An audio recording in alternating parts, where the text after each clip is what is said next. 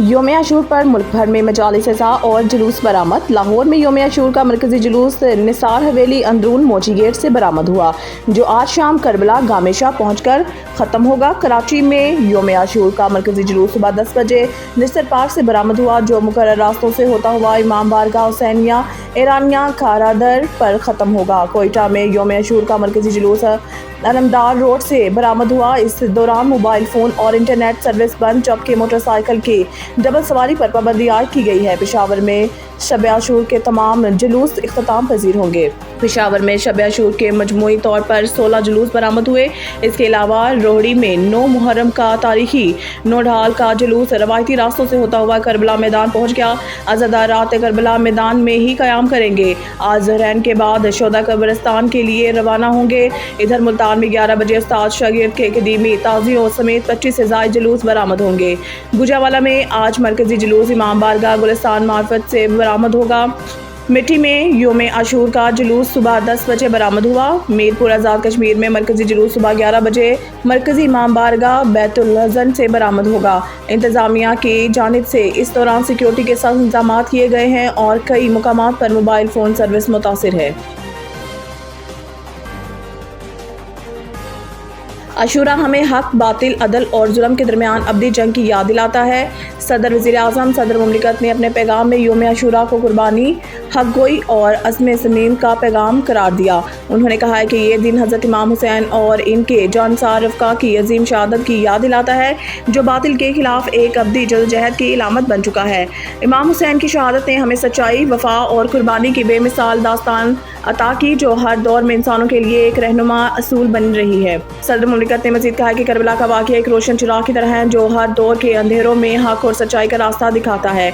इमाम हुसैन का पैगाम आज भी जिंदा है और ये हमें सिखाता है कि जुल्म जबर के सामने ना झुकने और रसूलों पर डटे रहने का किस कदर ज़रूरी है। वज़ीर आज़म ने यौम आशूरा को तारीख़ी इस्लाम का एक अहम और सबक आमूज़ दिन करार दिया है। उन्होंने कहा है कि 10 मुहर्रम अल हराम को मैदान करबला में जो मार्का हुआ, वो सिर्फ एक जंग नहीं बल्कि एक दायमी पैगाम है, जो इंसानियत के ज़मीर को हमेशा रोशन करता रहेगा।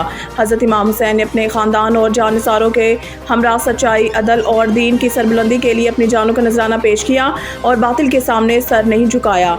वज़ीर आज़म ने कहा है कि इमाम हुसैन की शहादत हमें ये सबक देती है कि दीन इस्लाम की असल रूह इंसानी वकार, अदल, रहम, असूल पसंदी और हरियत में पन्हा है।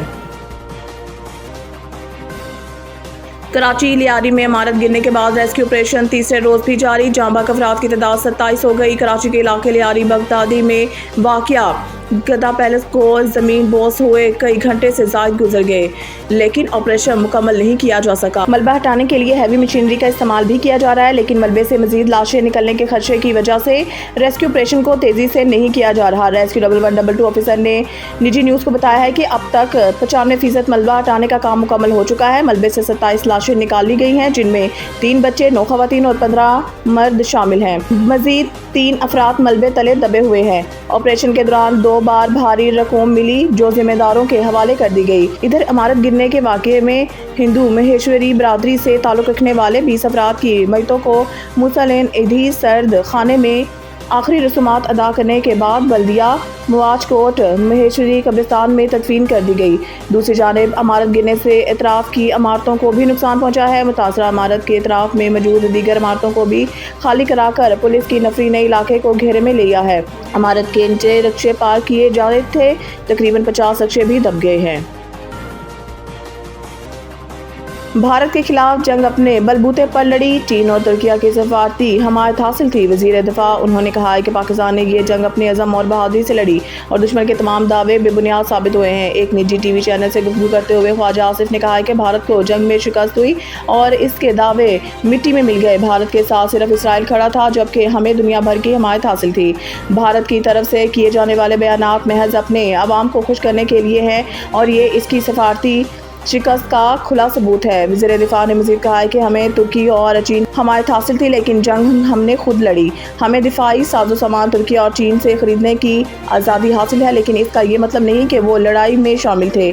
हम अमेरिका से भी असला खरीदते हैं और शायद इसका भी कोई असर पड़ा हो। ख्वाजा आसिफ ने वाज़िया किया है कि पाकिस्तान की फ़ौज ने जंग में अपनी शुजाअत का लोहा मनवाया और दुनिया भर में अपनी ताकत का लोहा मनवाया।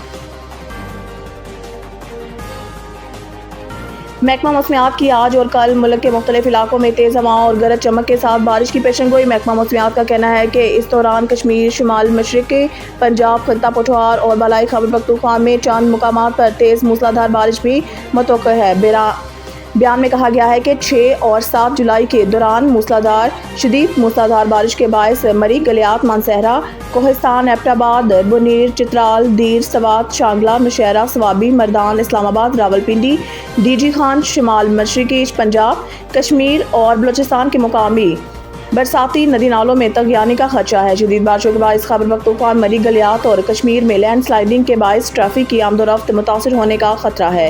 شدید بارشوں کے باعث اسلام آباد، راولپنڈی، گوجرانوالہ، لاہور، سیالکوٹ، سرگودا، فیصل آباد، نوشہرہ اور پشاور کے نشیبی علاقے زیر آب آنے کا اندیشہ ہے۔ عوام الناس کو احتیاط کی ہدایت کی ہے۔ محکمہ موسمیات کا مزید کہنا ہے کہ اسلام آباد اور گردنواہ میں موسم گرم اور شدید حبس مطلع جزوی ابرآلود رہنے کے علاوہ تیز ہواؤں، گرج چمک کے ساتھ بارش اور چند مقامات پر تیز موسلادھار بارش بھی متوقع ہے۔